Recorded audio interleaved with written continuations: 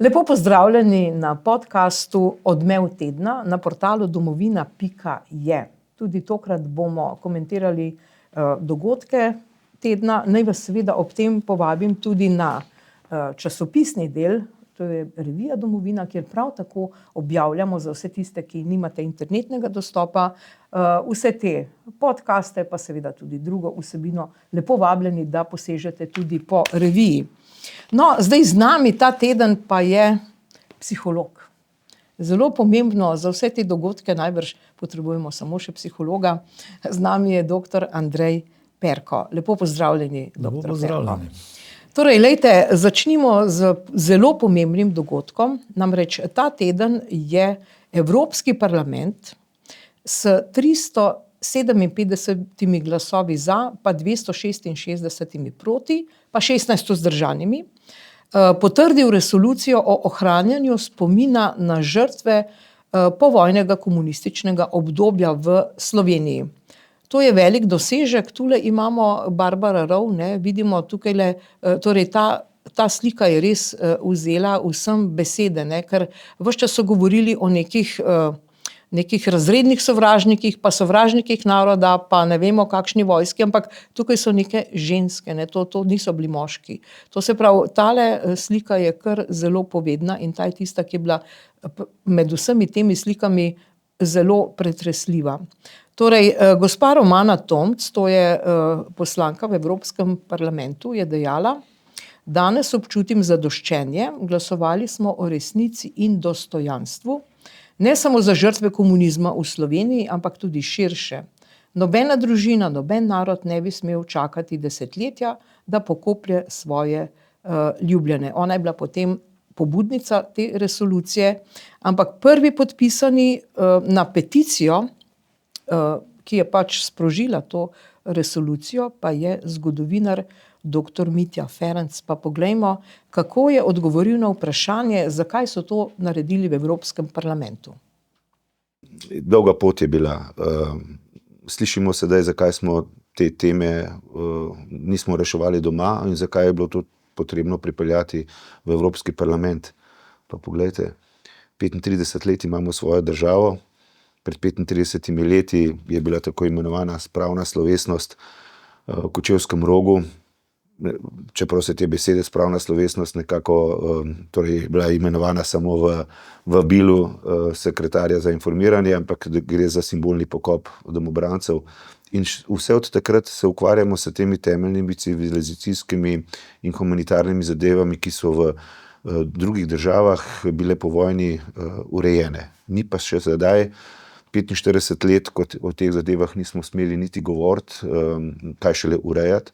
Imamo že 35 let svojo državo, pa se mi še vedno ukvarjamo, a jih bomo pokopali ali ne. In kot kaže, jih tudi ob 80-letnici teh povojnih pobojev, teh žrtv, ki so v vrečah, sramotno, ne moremo pokopati na dostojen način, seveda z žalostjo ugotavljam, tudi z vzkliki, saj so domobranci, saj so izdajalci slovenskega naroda, pustimo jih, še premalo smo jih, ko bereš družbena omrežja, se zgrozim. Torej, dr. Perko, s čim imamo tu mi opravka? To je neka disonanca v tem spoznanju. Namreč, a veste, ravno zdaj je obletnica Srebrenice. Torej, ta tekst, ki ga beremo pod žrtve Srebrenice, bi mirno lahko pripisali tudi pod žrtve komunističnega nasilja. 80 let kasneje še vedno gledamo stran, še vedno ne najdemo vseh in še vedno se delamo, kot da ni nič in ne priznamo tega. Ja, je pravzaprav logično v nekem smislu, veste, čeprav je tragično in žalostno in pretresljivo, kot ste videli, kaj je bilo.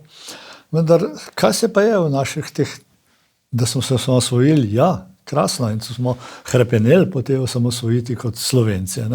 Ma kaj je danes? Kaj je z tega nastalo? Je kakšna razlika? Kdo je tisti, ki pravzaprav vodi v nekem smislu, v ozadju, so našo deželo? Pravzaprav ista ideologija, ista mentaliteta. In pravzaprav bi bilo to za ponosne naslednike komunistov, to pravzaprav to priznanje v nekem smislu, tudi sprava kot naj bi bila, da je takrat pravzaprav nesprejemljiva v nekem smislu, ne? Ker potem izgubijo ves ta ideološki naboj in tudi seveda ta resnica, ki bi prišla na dan, bi jo priznali, se je tudi pokesali, pustimo zdaj tabeli pa te črni in tako naprej, da do tega ne more priti. Ker gre ne samo za nek nivo na sociološkem pogledu, če bi gledala, da družbenem pogledu razmišljanjih, da o družbi in kaj bi bilo prav, kaj ne prav, ampak tukaj gre za neke višji nivo. Jaz temu rečem dostikrat, da Slovenci ne moramo teh stvari urediti, ker je to duhovna rana. Duhovna rana našega naroda. In dokler ne bomo tukaj res prišlo do neke katarze, očiščenja, bomo mi imeli to težavo. Ker gre to na višji nivo duhovnosti, v kateri pa seveda levica kot takšna, da to nekih ne govori, lahko že sovražni govor bil na temo. Tako da tukaj je višji nivo, v katerem jaz razmišljam, govorim in dokaj to ne bo očiščeno, ni možne sprave. Ta sprava v Kočevskem Rogu, to je bilo s figo v žepu. To veste, še vedno pravijo Kučan in Šuštar, Škof sta prišla skupaj in si podala roke in tako naprej.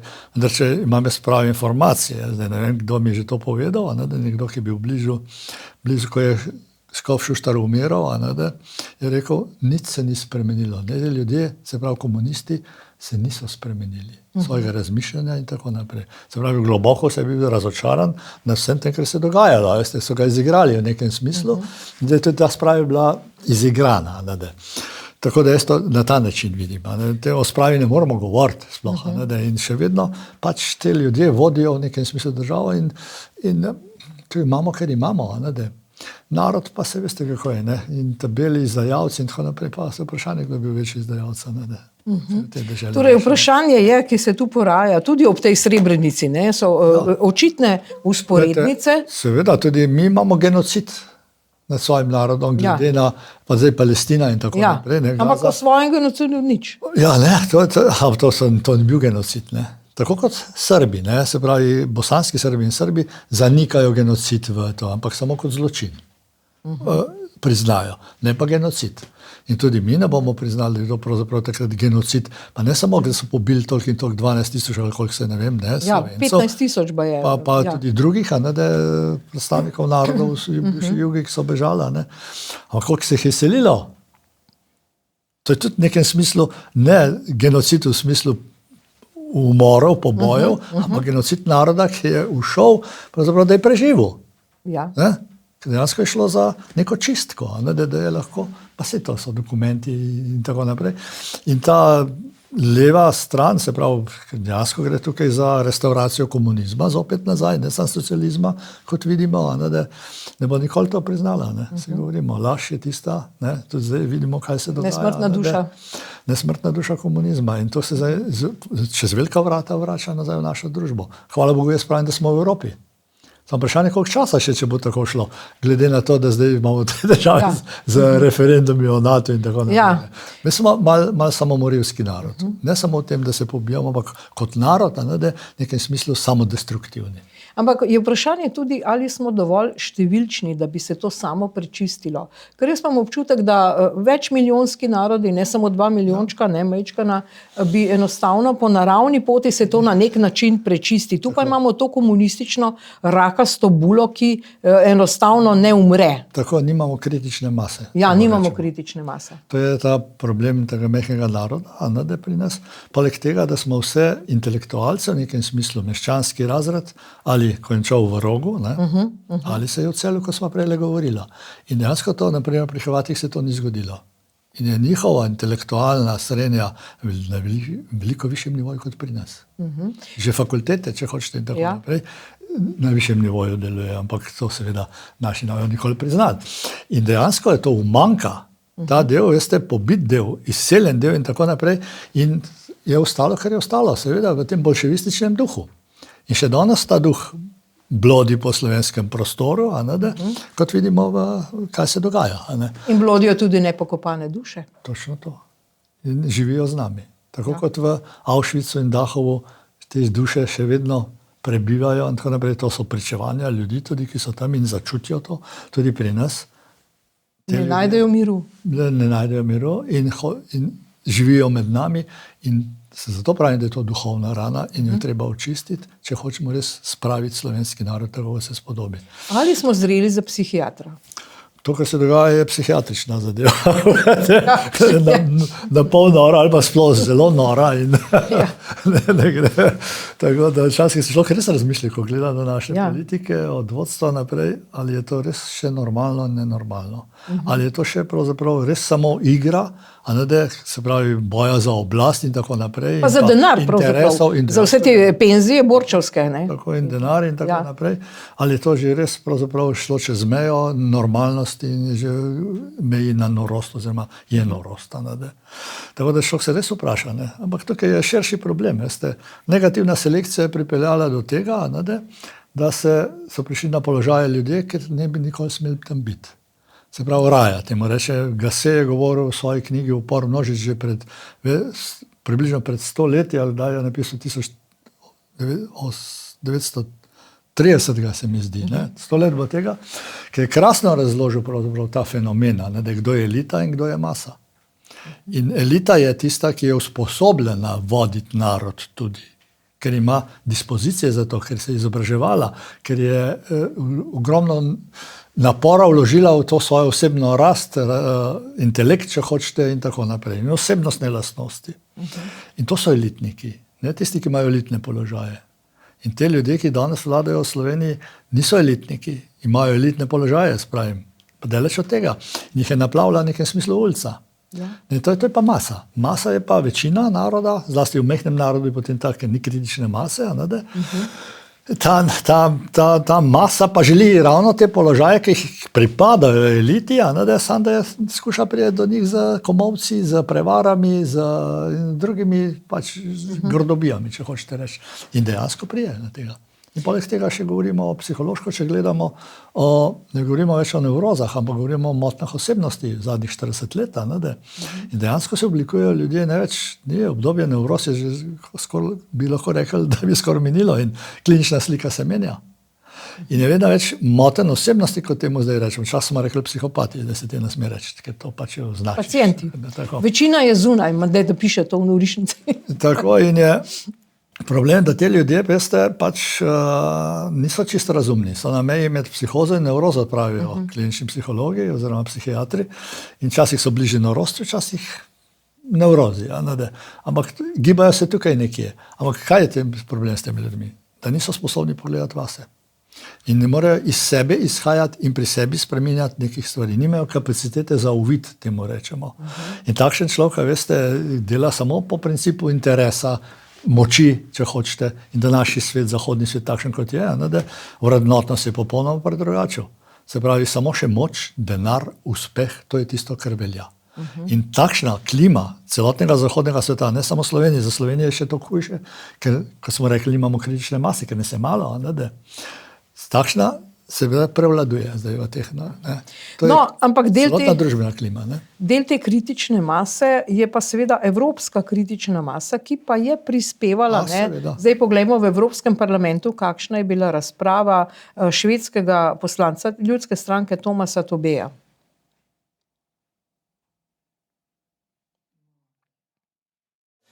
Colleagues, in Slovenia, the government have abolished the national remembrance dates of the victims of communism. Now, some colleagues on the left refuse to support this resolution. This is not about facts. This is about choosing party affiliation instead of respecting the victims of communism in Slovenia.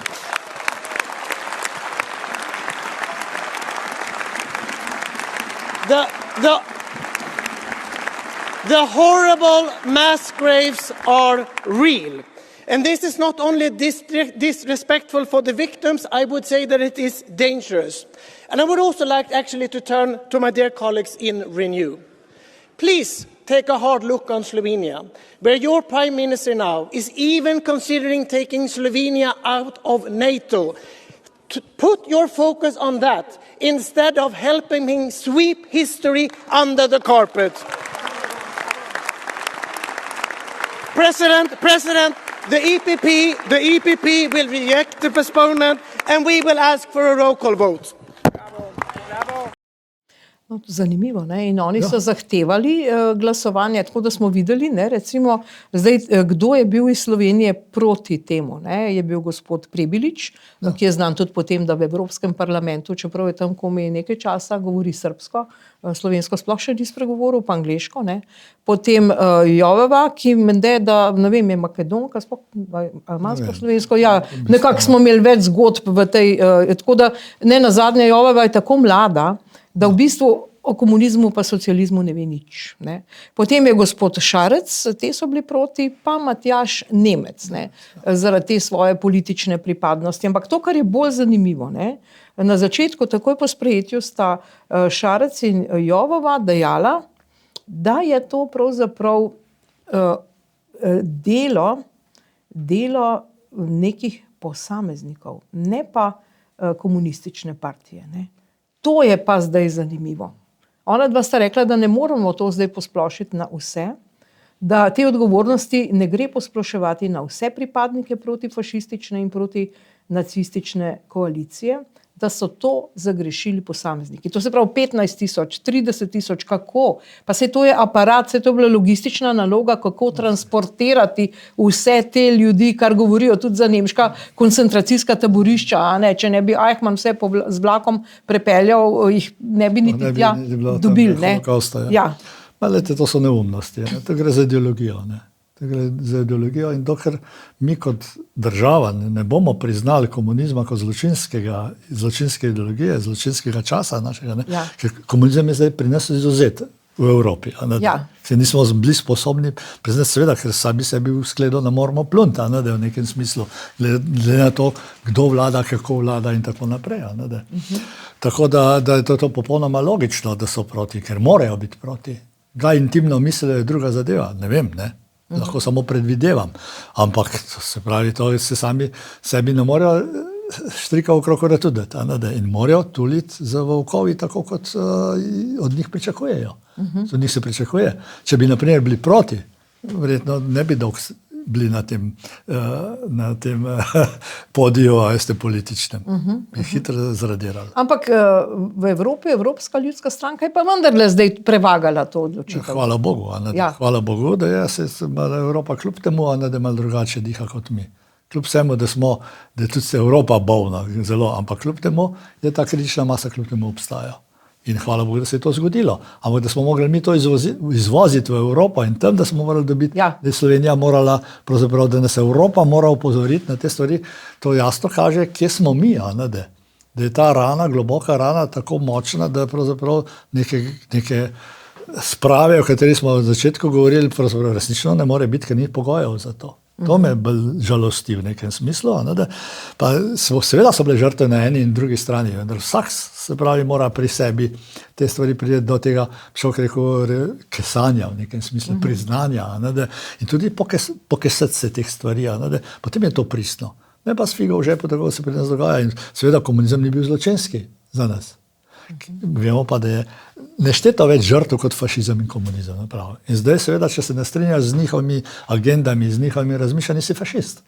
In vse te, se pravi, gre za ta postmoderni čas, ki diskvalificira nasprotnika. In te ljudje, pravzaprav svoje ljudi, včasih je bila to revolucija, ki so jo krasno izvedeli, to poboji to kažejo.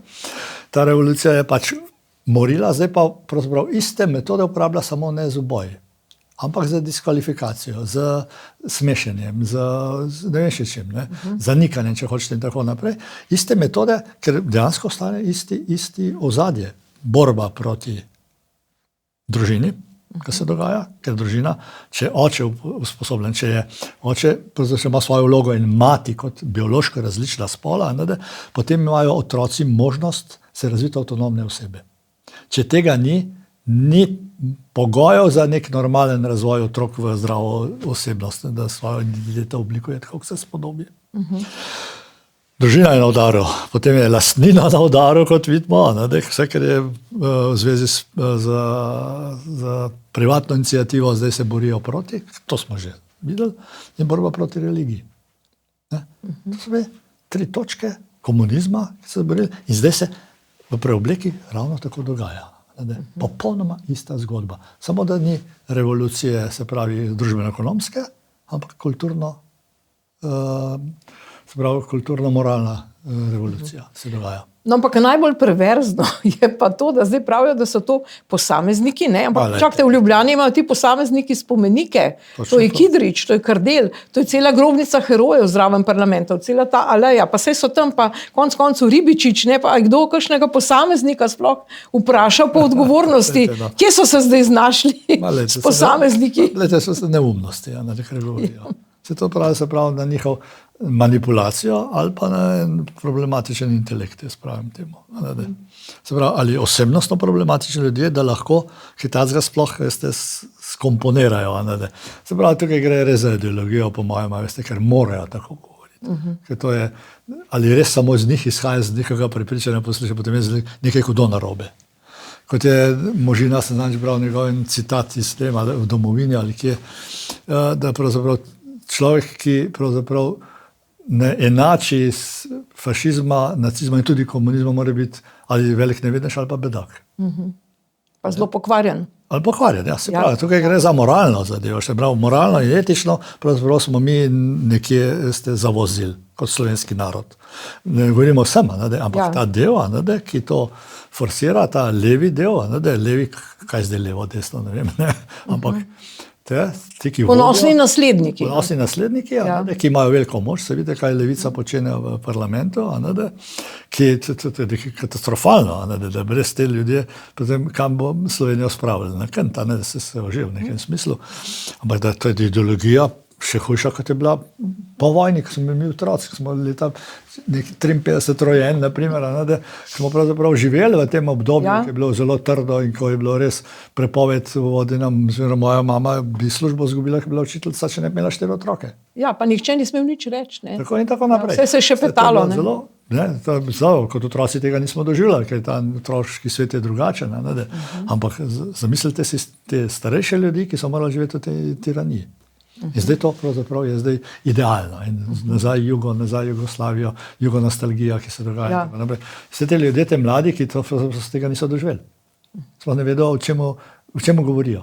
In jih pravzaprav ideološko pumpajo, v ozadju, predvsem ta levica, pa tudi ostali del, tudi SD, preoblečeni in tako naprej, tako da je to katastrofa. Dejansko nismo nobenega koraka naprej naredili. Ne, nazaj. Ja, enega naprej, 2 nazaj. Ja. Tako da to me bolj skrbi, kam to pelje. Jaz se pravim, hvala Bogu, da smo še del Evrope, kljub temu, da moramo čist po svoje, da dobimo tudi takšna opozorila. Poslušajte, kje ste. To nam je pravzaprav ogledalo. Dajte kaj napraviti, dajte razmisliti, ne? Ampak ne, to bo. Dokler bodo te ljudje na oblasti, bo tako. Oni so že rekli, da se tega ne bodo držali. Točno to. In ne nazadnje tudi nikogaršnji hlapci medijski, da ne govorimo o RTV Slovenija, pa v tem sploh ne poročajo. Ja, pa svete, se tudi premija, da pridete, se govori za NATO za 5%, da doma pride pa kaj se grejo. Ja, jih bomo malo za nos potegnili, mi znamo, lahko čemo. Katastrofa. Ja, katastrofa. Ja. No, povejte mi, tako kot psiholog, a veste, da sem nekoč delala te oddaje o medijaciji in je neka gospa, ki je medijatorka, sem jo vprašala, ali bi v Sloveniji dosegli spravo z medijacijo, torej, da vsak nekaj popusti. A veste, da 2 nasprotni strani prideta skupaj in ona je seveda rekla, da je to možno. Ne? Mene pa zanima, a bi tudi mogoče s psihologijo, z vsem tem vašim vedenjem lahko kakorkoli prišli do nekega soglasja. Ne more priti do soglasja v tem kontekstu, ki zdaj govoriva. Ker če pride do tega soglasja, se izbije vsa ideologija, na kateri je pač in eni in drugi pravzaprav jahajo, da ni več igre. Kaj pa potem? To jih drži na oblasti.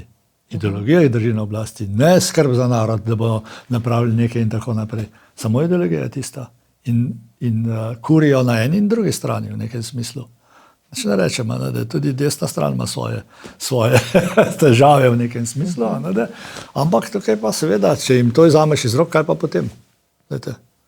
Ampak slejko prej se bo to zrušilo, jaz verjamem, upam. Kaj bo potem? Kako dolgo bo še ta rdeča packa na Sloveniji živela? Malo smo zamudili, takrat je dobro, je Bučar in tako naprej bil s svojim telesom, se zoprestavil, se pravi, ilustracije.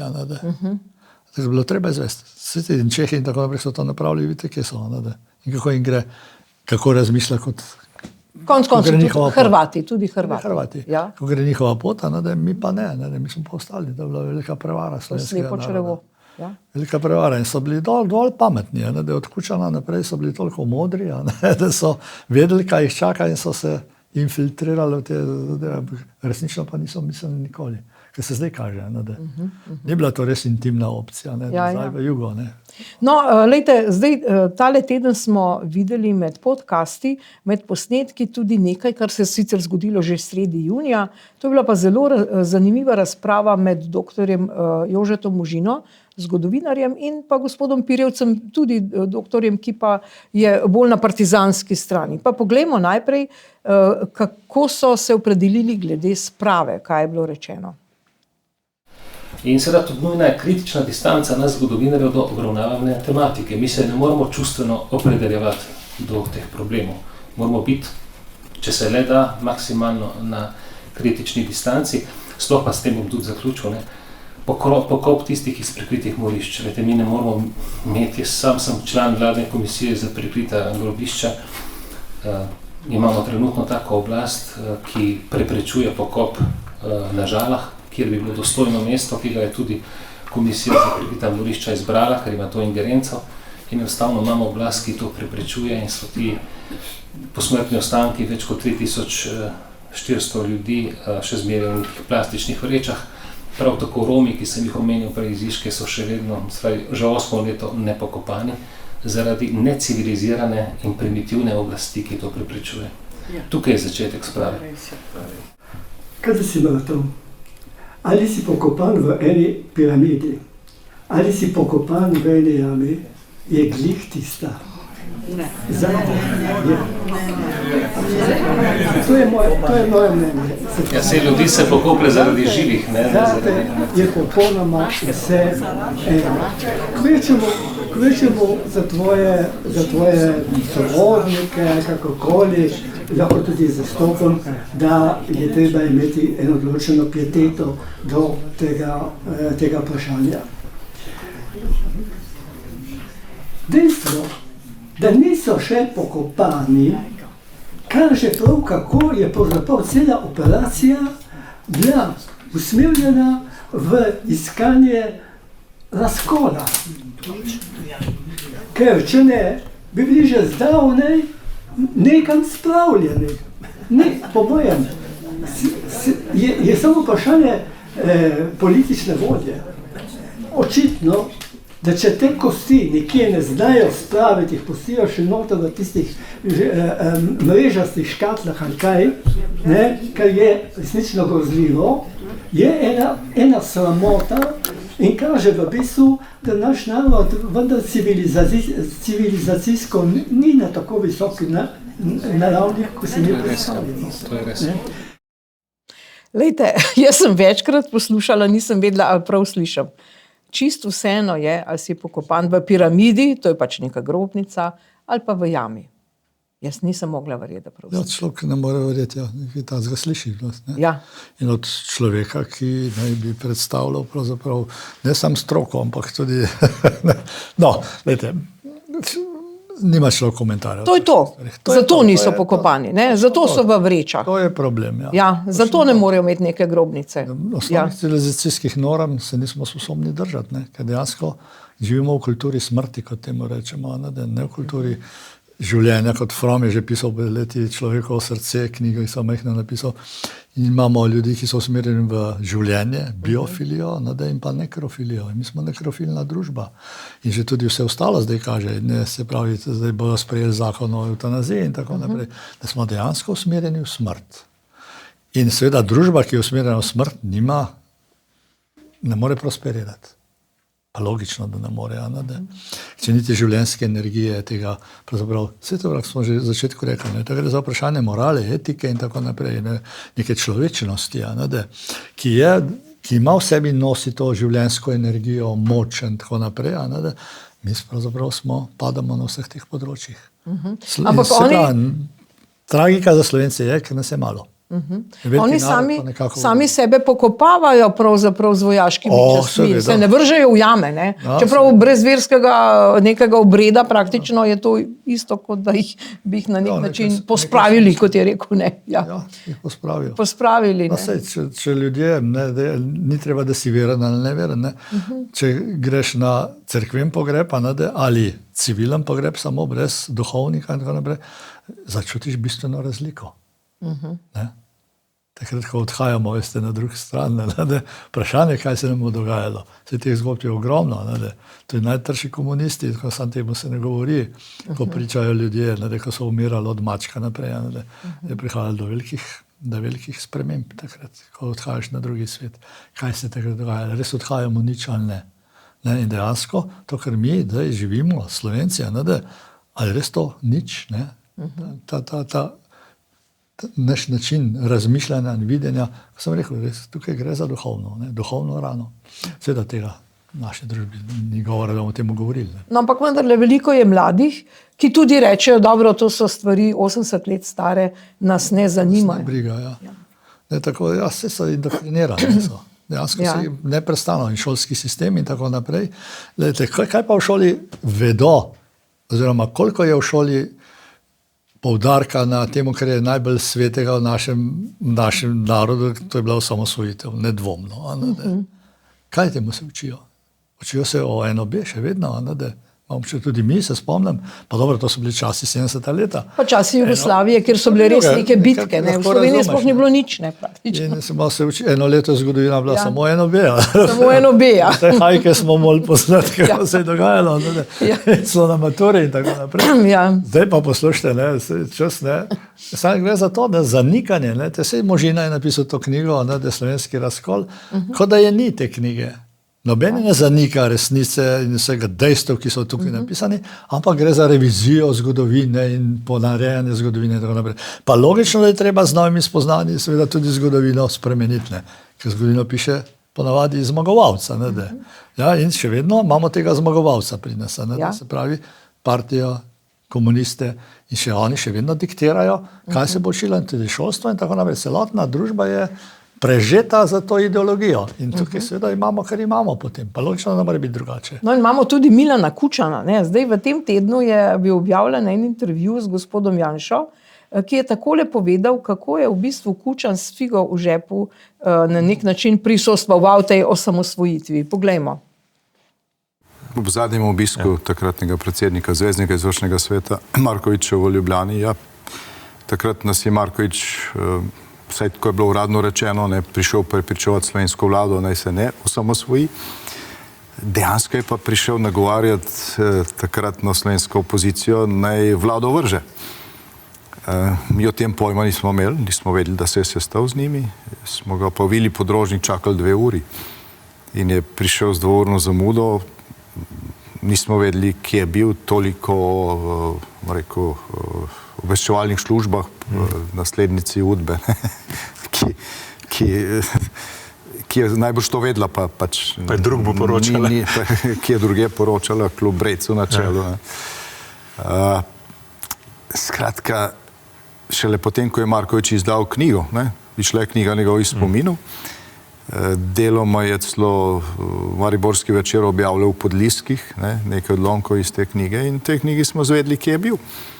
To, kaj 5-6 let pozneje, Marković piše, kako se je pač sestal z opozicijo in jih nagovarjal, kako naj preprečijo osamosvojitev in kako je že prej o tem govoril s Kučanom, ampak je Kučan prepričal, da formalno samostojna Slovenija mora biti razglašena, ker je pač plebiscit in zakon in tako naprej in kjerkoli vlada bi bila, se temu ne bi mogla izogniti, ker je pač tako razpoloženje.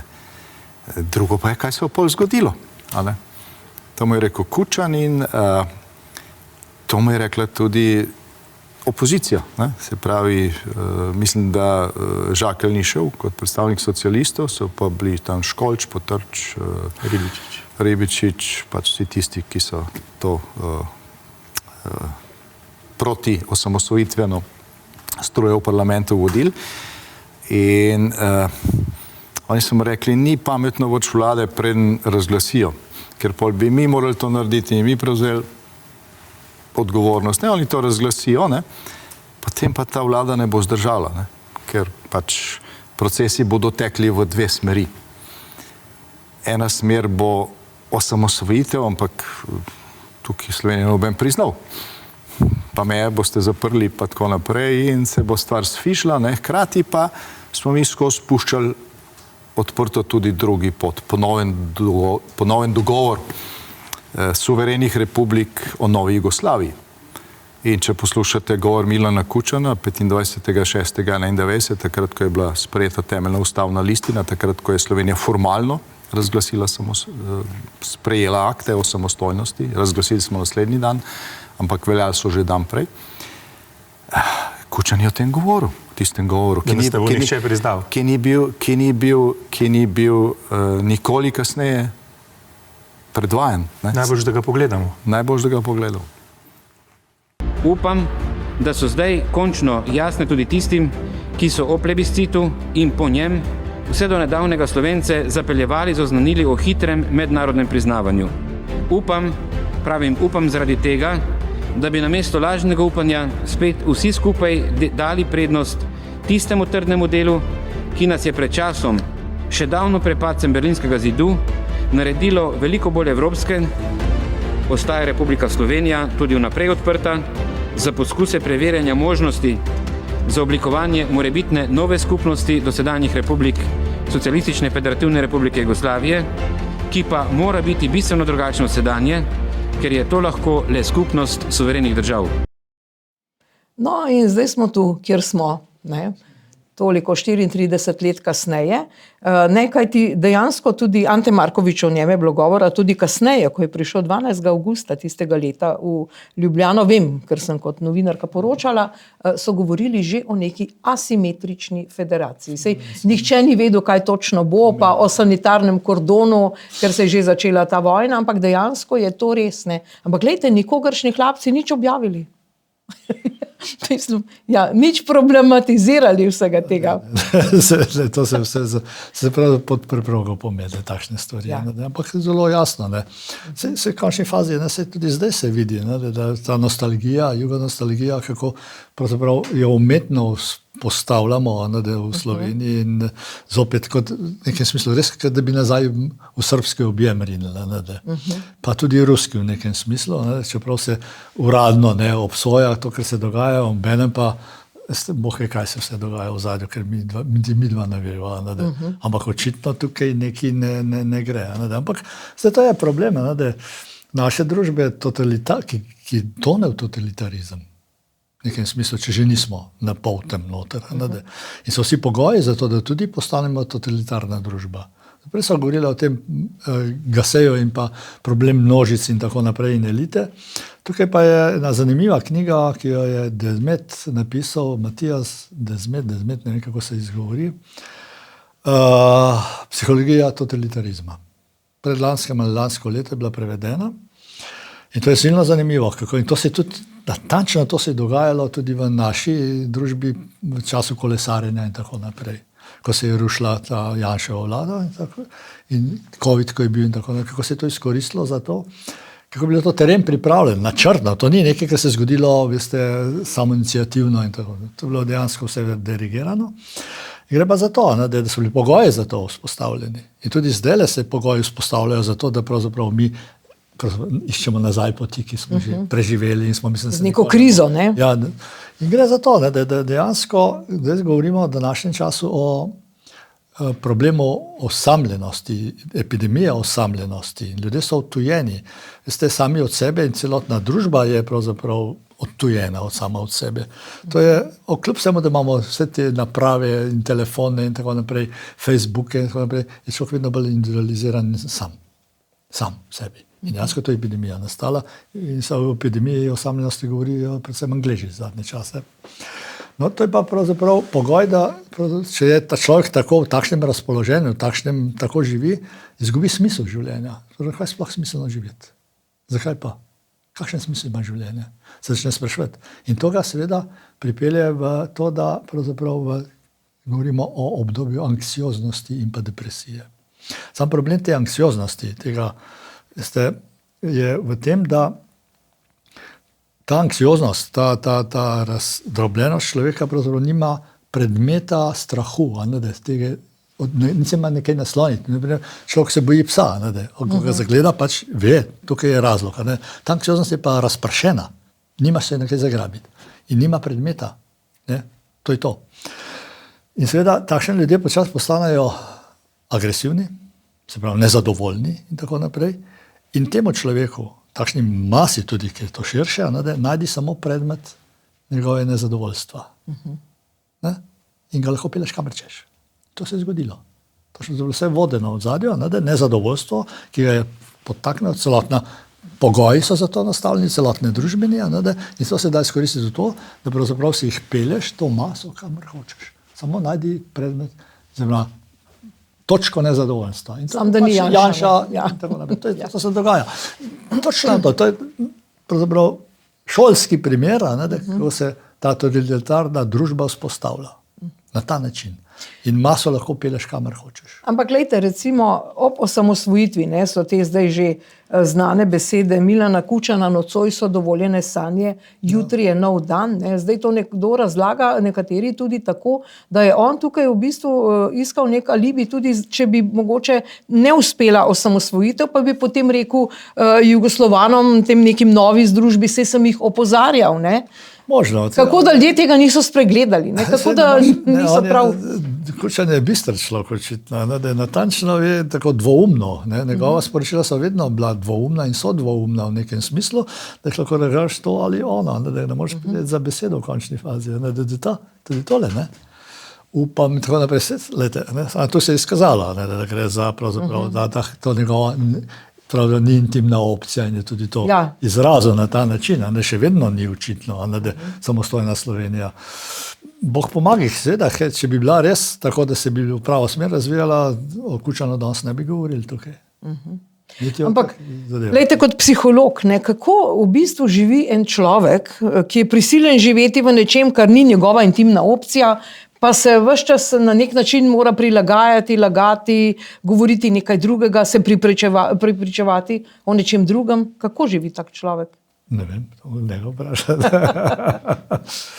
Človek se navadi, tudi v končni fazi, če živiš na ta način, se tudi, postaneš del, ta način življenja pravzaprav te tudi določa. V nekem smislu ti to postaneš, To si ti, Ni to zdaj samo manipulacija, tako naprej, ampak to ponotraniš, kot otrok, ponotrani vrednote svojih staršev in preden postane njegova avtonomna odločitev, neka vrednota, mine nek čas, In če človek vedno živi v tem, postane del tega. In to, kar je vzunaj, ta laž, ali če hočete prevara, tako naprej, postane del človeka, njegove strukture osebnosti. Ne govorim zdaj za Kučana ali karkoli. Ampak to je pač fenomen. Je to kakšna nevroza? Kako bi temu rekli psihološko? Ne, nevroza. Težko bi to rekel. Skizofrenija, kaj je to?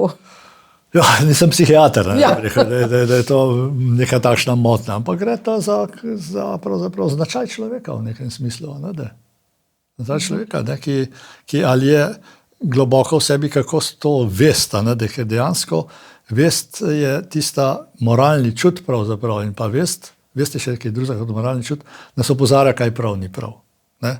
In se pravi, ta vest lahko postane zelo hitro kosmata, v nekem smislu, ker so v zadnji drugi interesi, moč, oblast.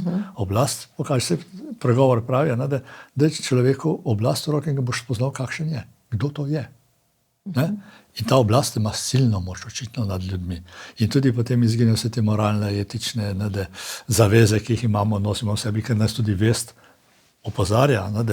Se pravi, vest ni sam moralni čut, ki se razvije do 6. leta v otroštvu, takrat se mora razviti to, kaj prav, kaj ni prav in tako naprej. Ampak vest je pa nekaj drugega, je pa neka transcendenčna stvar, ki jo mi samo prestrezamo pravzaprav v nekem smislu in nam govori, ne da se v nas razvija, ampak obstaja izven nas in mi smo pravzaprav dolžni, bi bili dolžni temu transcendenci, sporočilu, kaj prav, kaj ni prav slediti. Ampak gledajte, ko govorite o tej osamljenosti, dejansko kaj je tisto, kdo je to, kaj je tisto, kar lahko preseže kar je na nek način ta transcendenca v neko združevanje. Je to vera? Kaj točno je to? Ja, nedvomno, tudi vera lahko, nedvomno, ne. Nedvomno tudi, ne. Se vidite muslimane, kako živijo, pa ne govorimo o tem, kaj prav, kaj ni prav, ampak kako so zavezani te svoje izročilu, in živijo po nekih normah, nekih vrednotah in dejansko nas bodo Zahod preplavili. Ne, se vidite, kaj smo prišli, v današnji času govorimo samo še o pravicah, ne, in otrok in odraslih in tako naprej. Ta postmoderni čas, ne, ki ga mi pravzaprav forsiramo, je napravil človeka za Boga, ki ne priznava nobenih norm več. Tudi na biologiji ne priznamo več norm, da je spol takšen in takšen, ampak imamo nešteto spolov in tako naprej. Se pravi, ta antropologija človeka že po zdravi pameti, smo se ločili zdrave pameti, ker nas ta ideologija postmodernega časa fura, ker smo človeka postavili na pedestal Boga. In če postaviš človeka na pedestal Boga, imamo to, kar se danes dogaja. Samo pravica in tako naprej, nobene dolžnosti več, kot je že Frankl rekel, na eni strani v vzhodni obali je kip svobode, na drugi strani bomo v kip odgovornosti. Tega ni več. In noben nič odgovarja. In to je katastrofa, ki se danes dogaja. In če ljudje živiš v takšnem, veste, v takšnem močvirju, kot mi živimo, potem postaneš del tega močvirja. Masa nedvomno.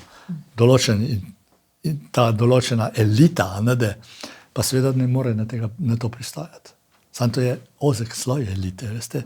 In ta ozek sloj pač v slovenski družbi, ko so prej govorila, nima moči, ker ni kritične mase tudi, ker nas ni dovolj, da bi bila ta elita dovolj močna, da bi lahko nekaj spremenila v družbi in tako naprej. Ampak je diskvalificirana. Zdajte, z nekaj elitnikov, kaj se dogaja z njimi? Če so poskušali karkoli napraviti, se jih diskvalificira v sekundi. No in v tem intervjuju z Janezom Janšo je bil še en zelo zanimiv moment, ki prav tako priča, kaj nam zdaj te vse novo, knjige nove, ki izidejo na novo, vse sporočajo seveda za nazaj. Pa poglejmo, kakšna je bila vloga Kučana, recimo. No, išlo se je tako, da so se stvari obrnile drugače, kot so načrtovali. Sloveniji se je v zelo hitro uspelo narediti premike na mednarodnem področju. Kazalo se je, da bo priznana in takrat, to je pa Piero Fassino pisal v svojih spominih, sta Milan Kučan in Ciril Ribičič ga rotila, naj ne priznajo Slovenije pod Demosom.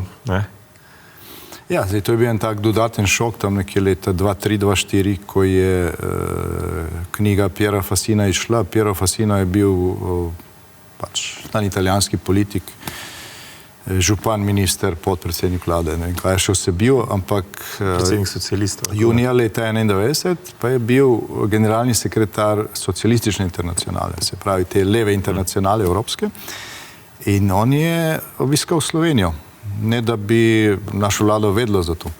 Ni se javil ne na zunanje ministrstvo nikjer, šele 15 ali 13 let kasneje, ko je knjigo izdal, smo zvedeli, da je bil pri nas takrat.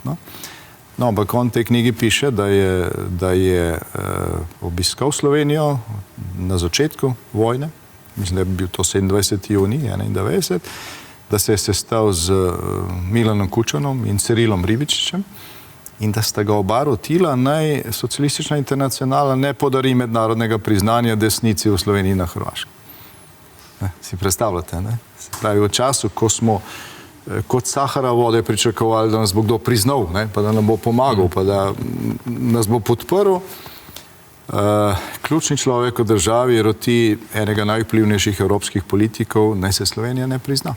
Ker je šlo to v nasprotje z njihovo strategijo, operetno osamosvojitev, potem pa delamo novo Jugoslavijo. Da je stvar še hujša, pa dokazuje serija člankov prvega svetovalca Milana Kučana, Nevena Boraka, ki jih je objavljal pod psevdonimom v Ljubljanskem dnevniku. Če premečete črke Veno Carbone, kar je on podpisuje, to Neven Borak, in kasneje se je tudi skazalo, da to je on. On je bil svetovalec Milana Kučana, zaposlen v njegovem uradu in je praktično vsak dan Nedeljski dnevnik napisal članek proti osamosvojitvi, članek, kjer je grozil nam, ki smo se pripravljali na osamosvojitev in ki je v bistvu sooblikoval številko dnevnika, takrat je mislim še Ljubljanski dnevnik, na dan agresije, kjer so pozdravili agresijo, pravzaprav. Prej pa so pisali, da če bo karkoli se zgodilo, je to odgovornost slovenske vlade, ki provocira jugoslovansko oblast. No, izpostavljeni mediji, ti nikogaršnji hlapci v medijih, tudi danes praktično o določenih stvarih, recimo objavljanje ta intervju, jaz nisem zaznala nobenega odziva. Tudi v psihologiji in terapiji je bolj pomembno tisto, kar ni povedano, kot tisto, kar je povedano.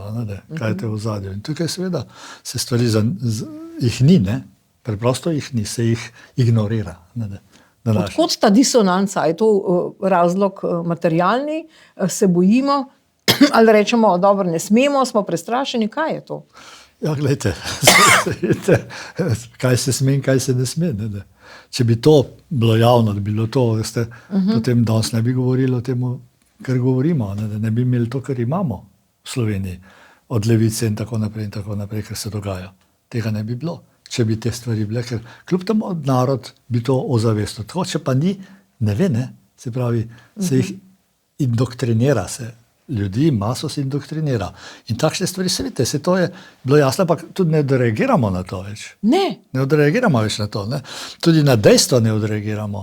Zelo jasna dejstva, ker je dejansko narod z opranimi možgani smo. Včasih si mislim. In dostikrat se vprašam, ali Slovenci res zaslužimo svojo deželo, svojo državo. Glede na to, kako z njo delamo.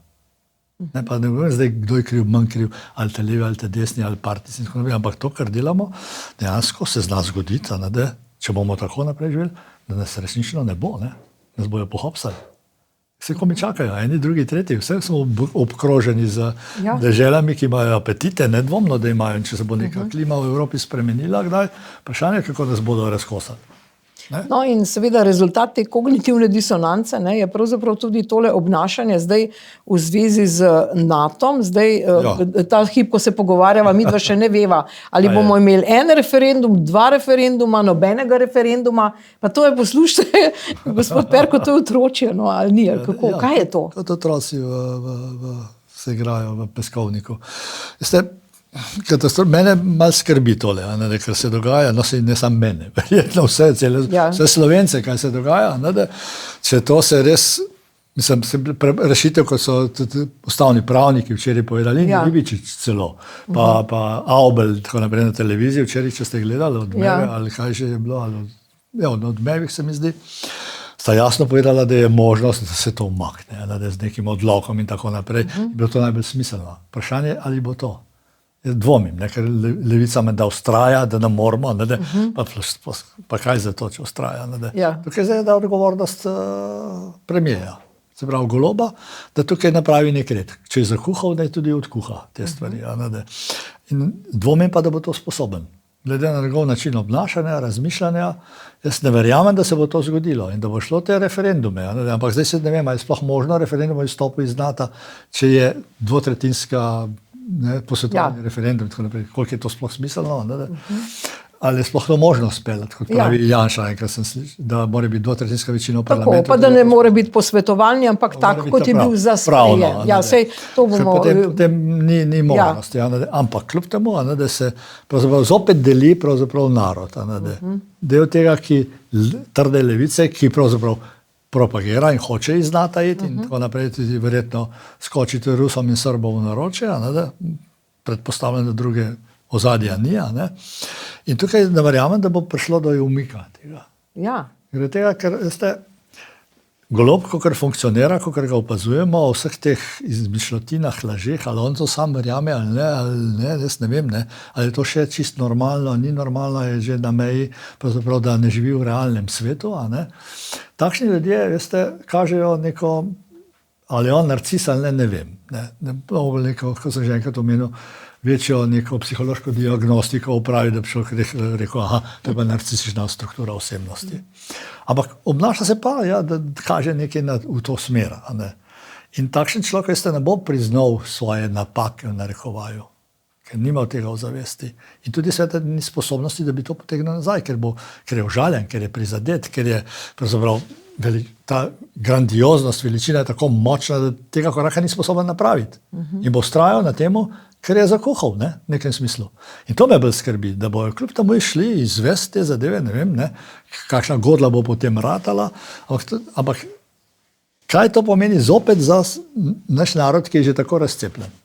No, poglejmo, kako je gospod Cerar, ki je bil pač nekdanji predsednik vlade, povedal zdaj tudi kot ustavni pravnik, da to seveda ni mogoče, ampak poglejmo, kaj je povedal. V našem parlamentu vse mogoče. Ja, seveda, bomo videli. Evo, prisluhnimo Cerarju.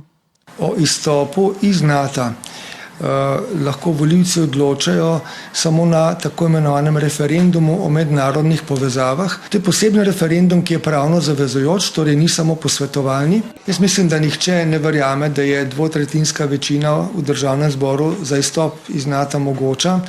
Tako da to je še en dokaz, da je kakršenkoli referendum v tej smeri pravzaprav zelo vprašljiv. Zagotovo so odločitve in napovedi v zvezi z referendumom glede NATO bile sprejete ali pa se sprejemajo doslej zelo na hitro, jaz bi rekel nepremišljeno. Gre tu za neko politično avanturo, če me vprašate, ki ni dobra za Slovenijo. Še je mogoče marsikaj popraviti, da se ne bi zaleteli in pravzaprav Slovenijo izpostavili v okviru NATO in mednarodnem prostoru kot državo, ki pravzaprav je izgubila nek kompas. No, ampak glejte, zdaj seveda vsi mi, ki smo bili starši, smo starši, to nas spominja na otroško obnašanje. Ampak vendarle, tudi ta pregovor pametnejši odneha drži in očitno v Sloveniji ni tega pametnejšega, kako da bi kdo odnehal zdaj v tem vozlu. Kako se bo to rešilo? Ne vem, kako se bo rešilo. Oba ne veva, ali bo šlo v to, ali ne bo šlo. Ampak to, da ste kaj Slovenci pa res smo samodestruktivni v nekem smislu. Dejansko imamo v sebi, nosimo to, da je lahko temu porekamo ali ne, ali kaj iščemo razloge, ampak to tudi kaže na to. Delamo sramoto, ne samo nam samima, ampak pred celotno Evropo, svetom. Pa kdo nas še resno bo jemal, oziroma da že zdaj ne jemljajo. Kdo pa še pride v našo deželo? Od tujih pomembnih politikov. Nek komik, zdaj ta teden je bil nek internetni komik. Pa hodimo seveda nazaj nevrščenost očitno, Afrika, neke Azerbajdžan, ne vem kaj še, Uzbekistan, tako naprej.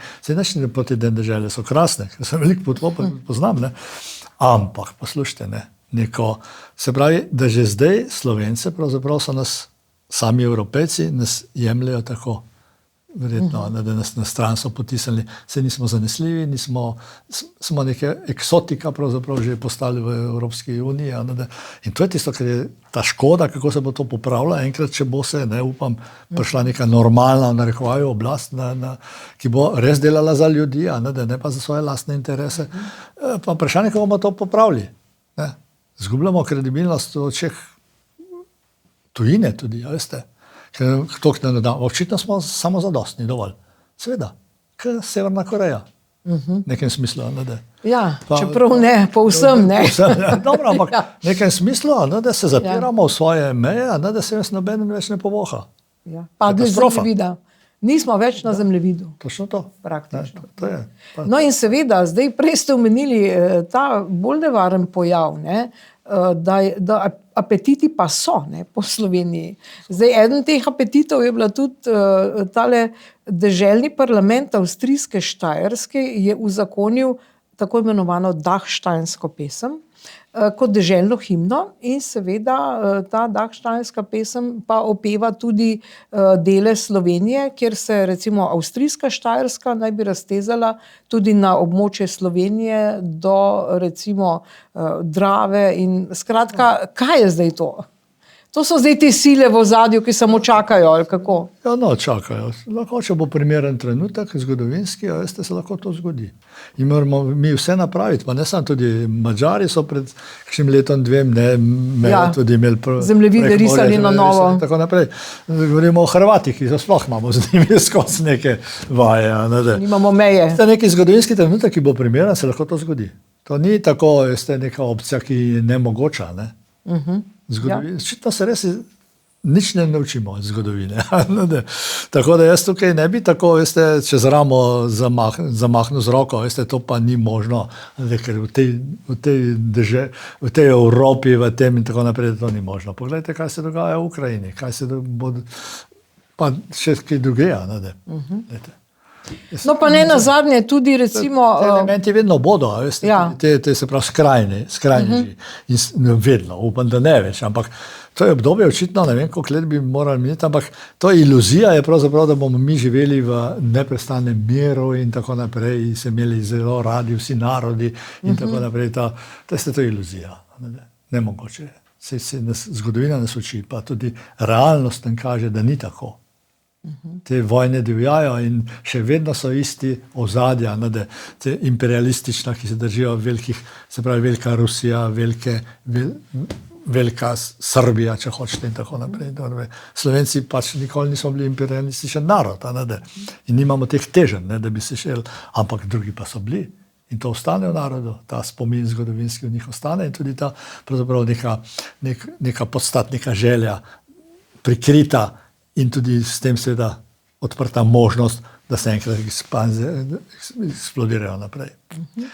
No in v tem tednu seveda pač vse te skupine, ki mogoče malce se širijo svojo moč, vpliv, so tudi skupine Romov, tako pravijo. Lejte, tole je gospod Anton Čemažar, torej on prihaja iz Ljubljane praktično, v Klečah, ima svojo njivo. In novinar Planet TV je dejal, je na X objavil, da so 3 Romi, naj bi iz te družine Strojan, tako je objavil ta novinar, brutalno pretepli tega 70-letnika. Praktično naredil jim ni nič, menda, da so mu že prej kradli pridelke. Na drugi strani pa imamo ministra Poklukarja za notranje zadeve, ki je seveda ta teden zelo zadovoljen, spet preživel neko interpelacijo in zagotavljal, da je Slovenija varna in da policija vse obvladuje. Pa kdo je tukaj nor, gospod Perko?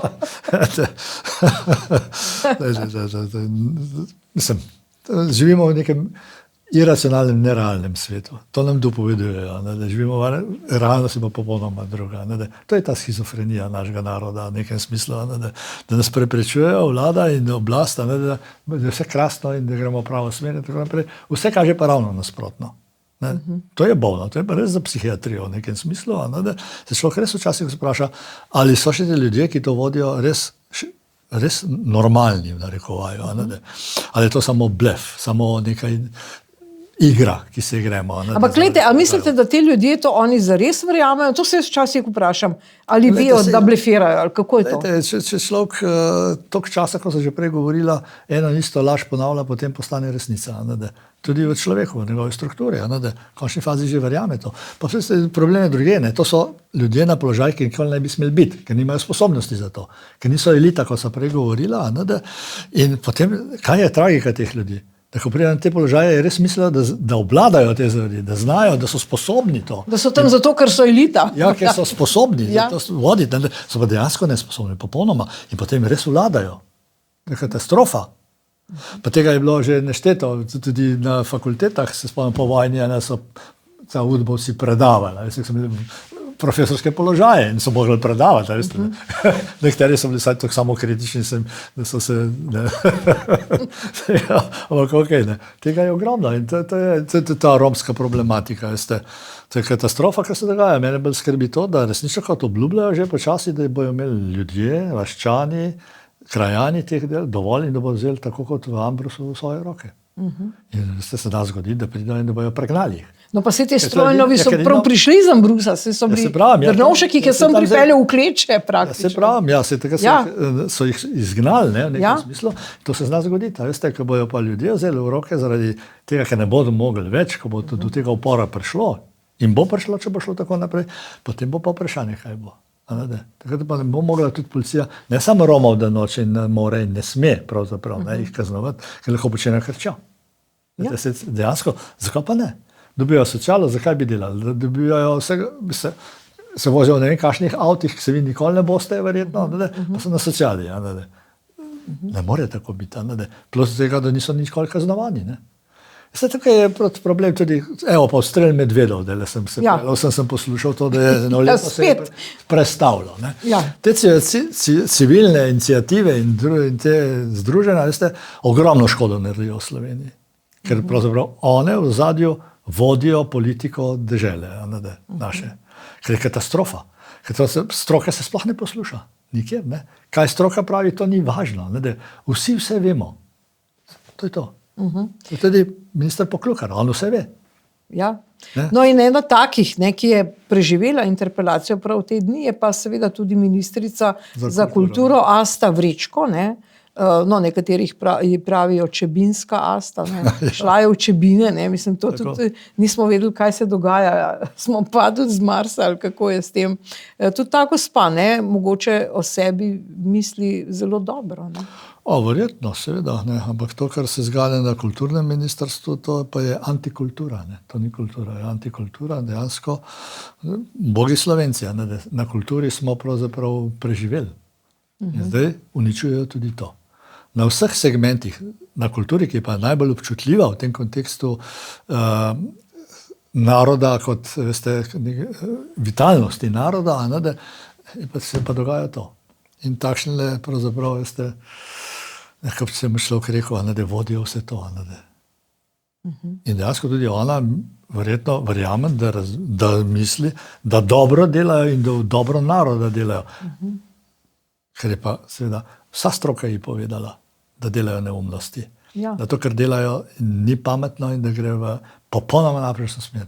In oni gonijo svoje naprej. In se pet, Čebine in ta komunistični Tako, se pravi, ta ideologija je vedno v zadju. In depolitizacija RTV-ja in nikogaršnjih Lapcev in tako naprej. No, ampak vendarle, ta teden je pa vzbudila kar precej kritik odločitev Janeza Janše, da se udeleži koncerta pevca Thompsona, torej bolj znanega pod vzdevkom Thompson, ki pravijo, da je velik domoljub. Torej, kako vi komentirate to odločitev? Ja, ne vem, če je lih najbolj pameten, da je to napravil, da je šel za svojo ženo tja in pa tudi Krims in ne vem kdo še, da so tam. Ok, se ne rečem, vse tega nam morda Slovencem malo manjka, ravno domoljubja, družina, vera tudi, če hočete in tako naprej. Vendar se izkorišče pač ta leva opcija, se pravi, ta naša izkoristijo ravno zato, da bodo zopet pumpali narod, poglejte ga, združi se z ustaši, Dejansko Thompsona pač to je ustaš, ker so seveda določene grupe ustaške z njimi pozdravi in tako naprej.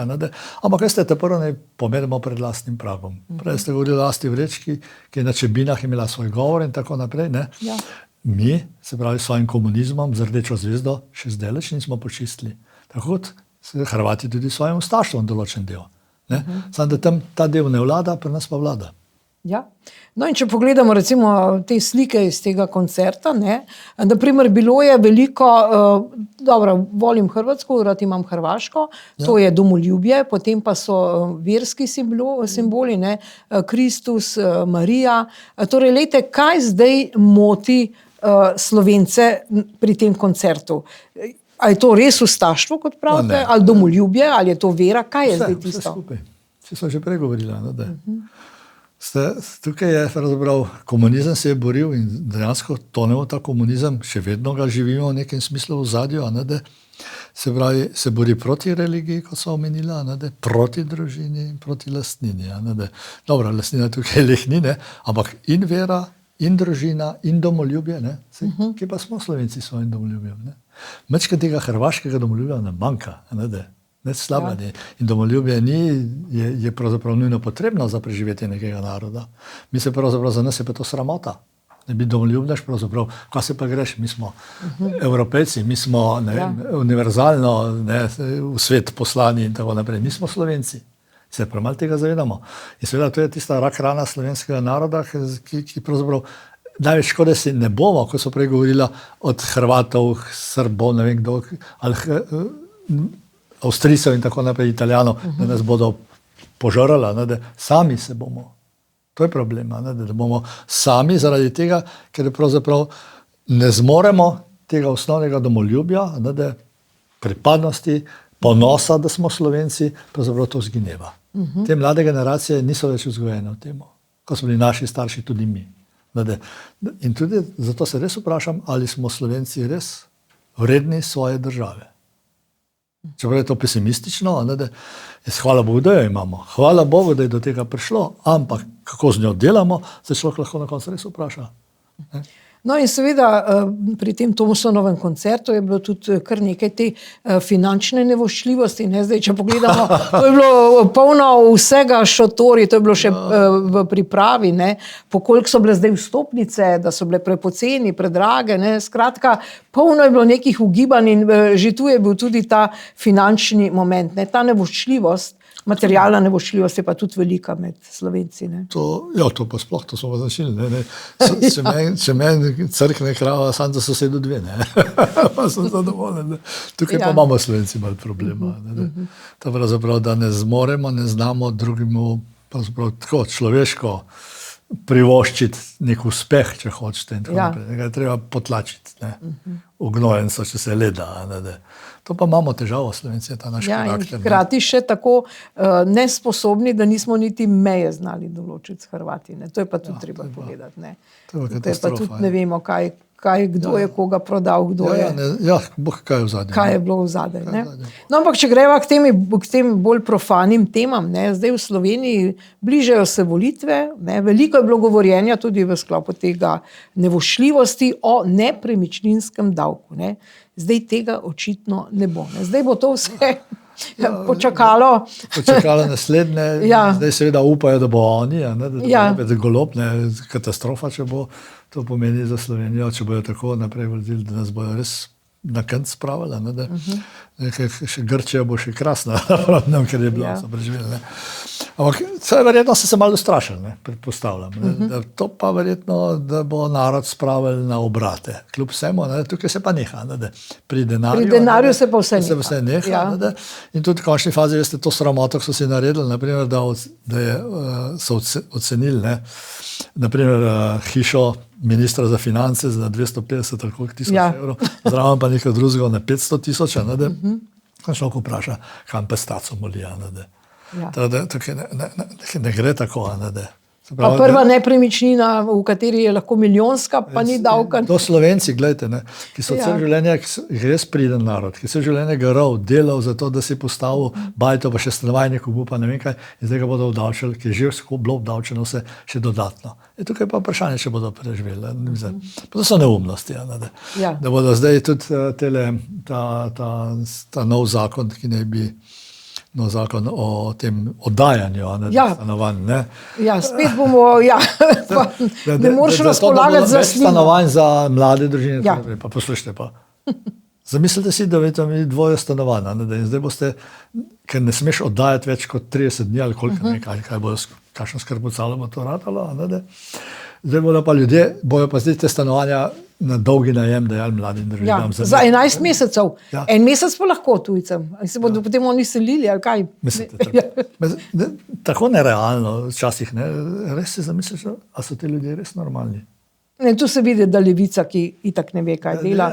Ampak kljub temu, poslušajte, tukaj je schizofreno, totalno schizofreno in dejansko se uničujemo. Tudi takšni zakoni natančno povedo, da nismo čist zrel, oziroma zdrav narod, mentalno. To, kar se dogaja, je pa res zakon vsakega sprejemajo, je slabša zadeva. Pravzaprav je nekaj, kar se ne bi smeli narediti. Ravno obratno bi morali napraviti, ampak ne vem, kako to. No, pa ena sprememba pa je, ki jo bova mogoče pohvalila, to pa je prepoved mobilnih telefonov v šolah.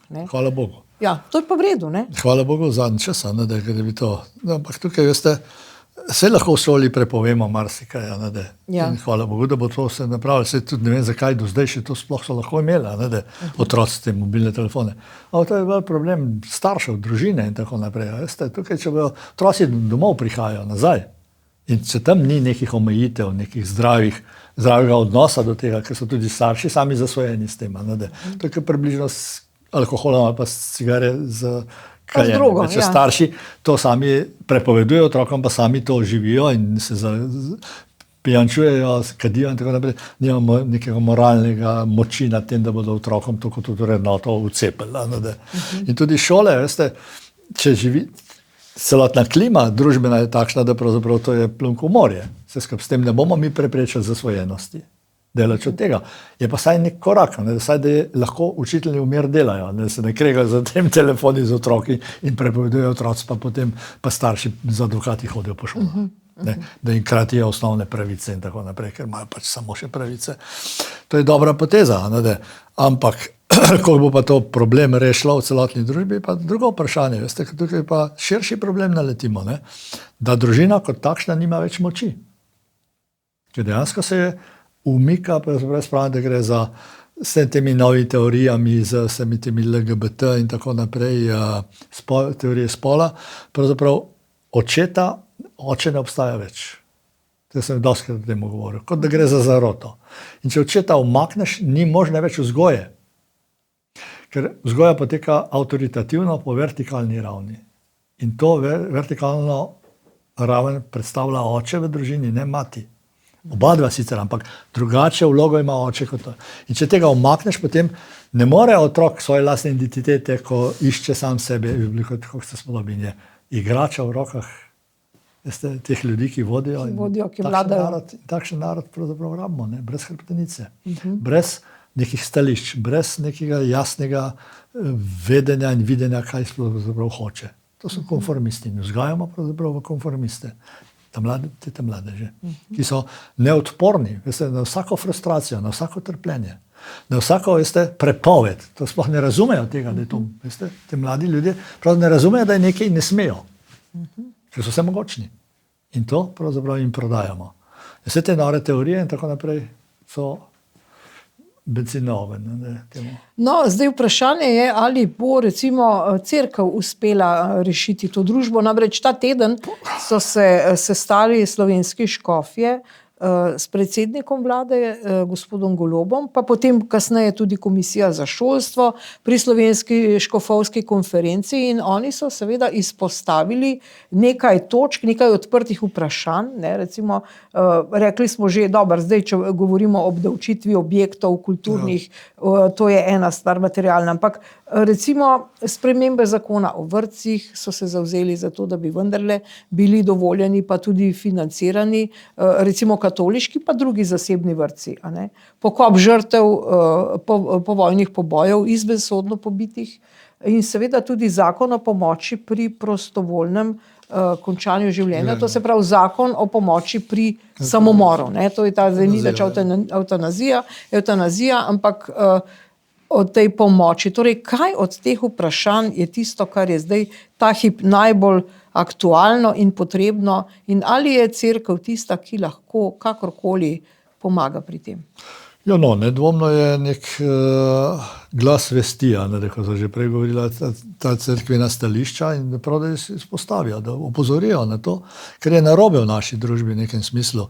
Najbolj pereče verjetno je ta hip, eutanazija, se pravi, ta zakon, ki ga sprejemajo, ker cerkev seveda logično ravno nasprotno vse to, kar pravzaprav je protičloveško v nekem smislu, ker življenje je sveta stvar. Ne samo za religiozne ljudi, za verne ljudi, tudi za ateiste je sveta stvar. Pa za vse religije praktično, se opozarjajo. Logično. In mi seveda rinamo kot Nizozemci in tako naprej, zaradi nekaterih posameznikov, ki so to sprovocirali. Levica seveda je to zagrabila, ker je zopet nekaj ekskluzivnega, smo zopet gremo v korak s časom in tako naprej. Ampak je pravzaprav to, ko so prej govorila, kultura smrti, ki jo gojimo v nekem smislu in cerkev se tema upira in se mora upreti. Če nekdo drug, kdo pa kot cerkev. In prav, da so to izpostavili. Tudi glede vrtcev, šole in tako naprej. Gledajte, koliko procentov pa imamo mi zasebnega šolstva?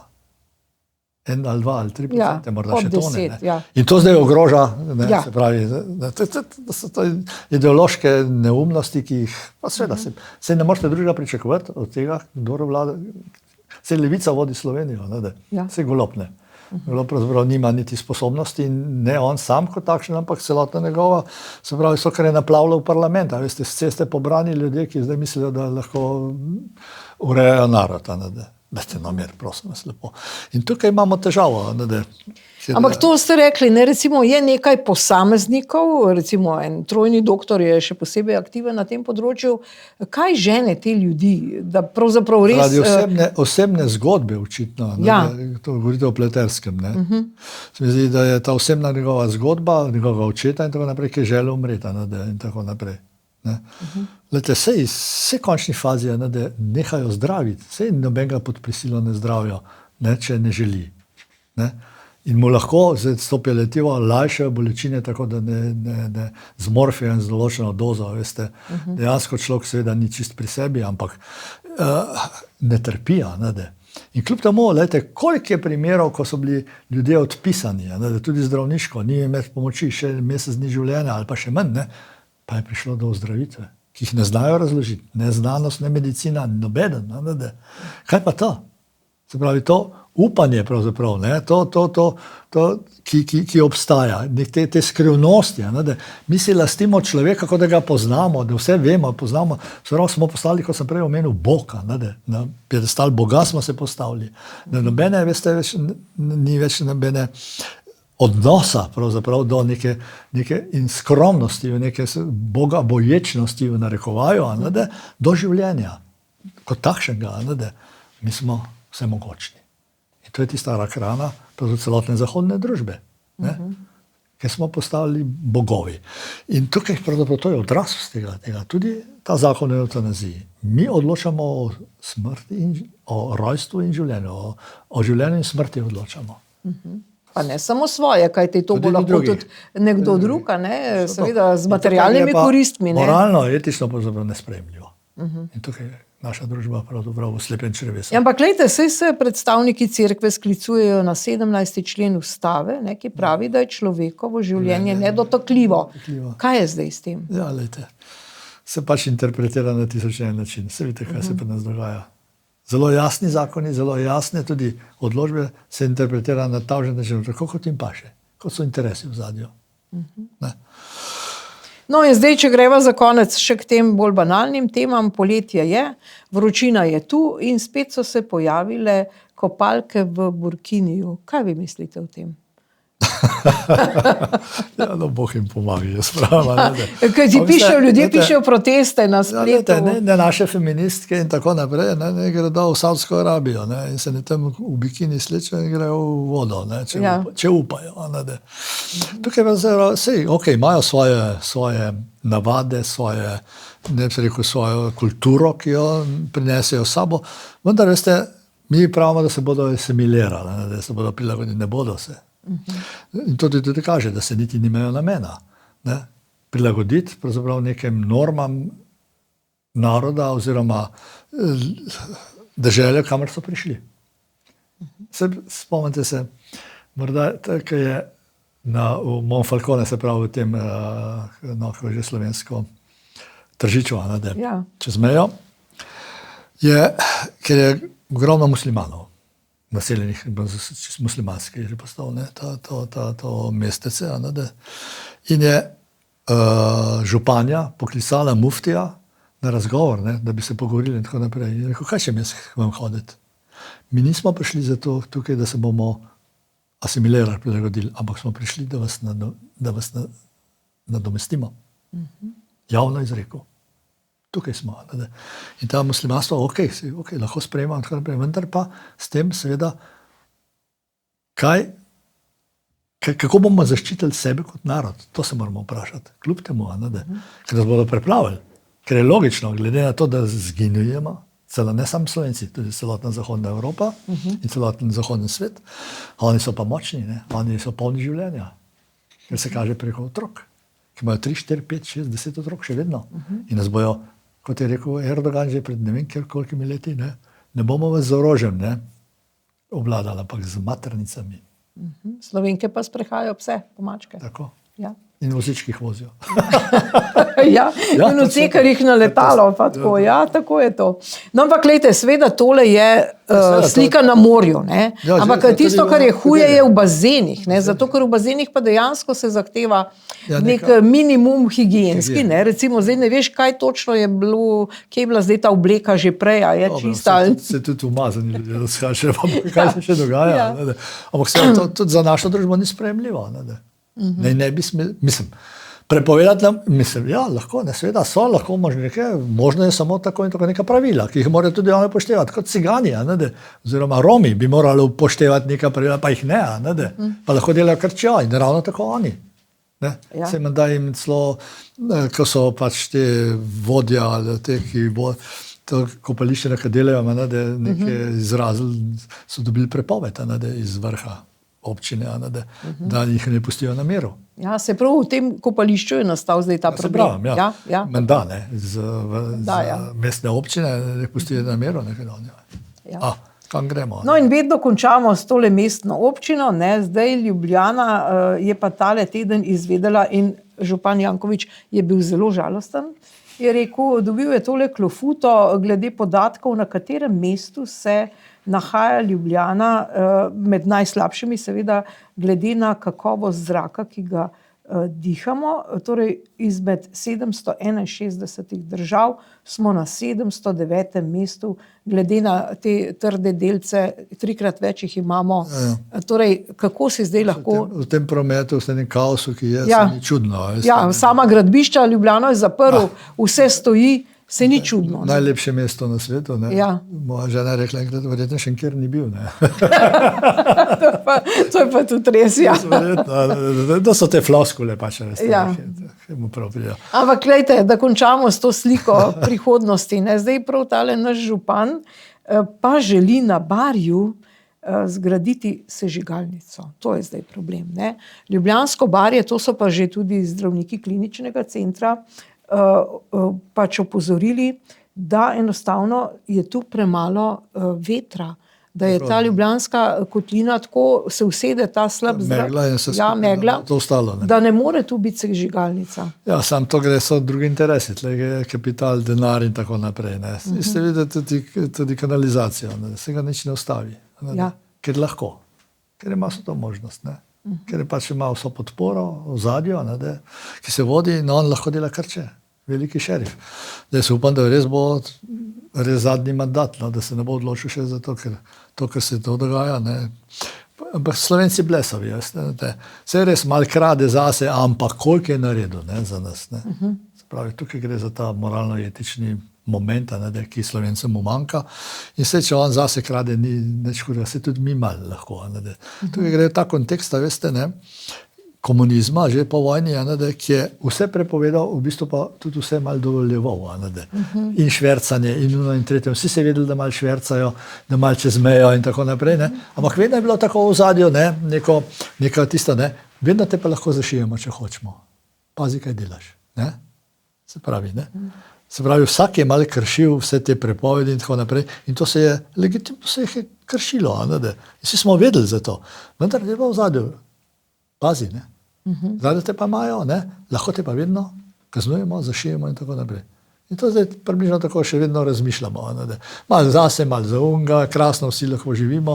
Ne imajo Ljubljančani slab zrak. Malo izigravamo in tako naprej. Ja, to je še tako. vedno ostalo v nas. In to je katastrofa, ne, da Janković vodi Ljubljano, mesto, pravzaprav ne samo Ljubljano, v končni fazi je tako, Slovenija je samo še Ljubljana. Če se ni v Ljubljani zgodil, se sploh ni zgodil. V nekem smislu. Vse ostalo je tako. In kar je katastrofa. In vse se koncentrira tudi tukaj noter, namesto da bi res te regije, tako kot se spodobi, in nekaj ministrstv, Maribor, Celje in tako naprej, da bi se to razpršilo, da ne bi bilo vse koncentrirano, ta moč grozna. In tudi razbremenila bi se te zadeve. Torej, na tej individualni ravni, kje je rešitev za posameznika, vi ste psiholog, ker človeku se lahko zmeša, ko tole gleda. Ja, gledajte, družbeno, verjetno jaz vedno tako razmišljam, družbe nam spremenili. Lahko pa opozarjamo. Smo pa dolžni govoriti o neumnostih, napakah, vseh teh patoloških stvareh, ki se dogajajo, smo pa dolžni govoriti. Ne? Tega nam pa malo manjka Slovencem, da smo konformisti, malo se bojimo, ker v tem kontekstu vedno te lahko zašijemo. Pazi, kaj govoriš, bodi tiho, ker boš lahko ob kariero, tretje, četrte in tako naprej. To se tudi dogaja, zato so ljudje pač bojijo povedati tisto, kar mislijo. Saj veste, kaj da ljudje Slovenci razmišljamo tako, kot je o eutanaziji, o LGBT, da to prihaja v šole in tako naprej. Večina Slovencev je proti temu, vendar ne upa povedati svojega videnja, mišljenja, razmišljanja, ker se bojijo. Bojijo svoje lastne položaje, bojijo za, v končni fazi čisto pravičeno, za svoje potomce, če hočete in tako naprej. Pa tudi konformisti smo. To imaš naš značaj. Naš slovenski značaj v tem znamenitem reku, da za Slovenca zelo značilen še vedno. Tiho bodi, ob strani hodi, glej v tla in boj se Boga. Prav nimamo hrbtenice. Ubogljivost, smer ne izstopati in tako naprej. To je narava, duša Slovenca. In to je tragika pravzaprav. In bojimo se Slovenci govoriti. Ja, seveda, ker lahko te, seveda, kot vidimo, na vsakem koraku te lahko podžagajo, te lahko diskvalificirajo, te onemogočajo, če hočete, in tako naprej. In zaradi tega tudi pametni ljudje, ki bi lahko kaj pridonesli Slovencem in vodili to državo, ko se spodobi, niti nočejo se več s tem ukvarjati. Nočejo, ker jih potem tako oblatijo in diskvalificirajo, da je to katastrofa. Ja. Dobro, doktor Andrej Perko, nič kaj svetlo sliko. Ja, lejte, na individualnem nivoju pa na individualnem nivoju pa imamo vso možnost, da napravimo tisto, kar je prav. To je pa naša odgovornost. Etično, moralno, to je pa naša odgovornost pravzaprav, da napravimo, da je to. Na širšem družbenem, dokler je tako, je težko kaj spremeniti. Ampak individualno, ampak s tem že tudi seveda širimo to svoje vedenje, svoje znanje, svoje sposobnosti, svoj zgled, tudi širši v okolici. In tukaj počasi, veste, to daje upanje tudi jaz nisem pesimist, daleč od tega, ampak daje upanje tudi širši družbi, da se lahko kaj napravi. Doktor Perko, najlepša hvala za vaše komentarje. Jaz vam želim prijeten dopust, da prihajajo počitnice. Ja. Mi se srečamo še naslednji teden in vsem, ki nas spremljate, hvala za pozornost in nasvidenje.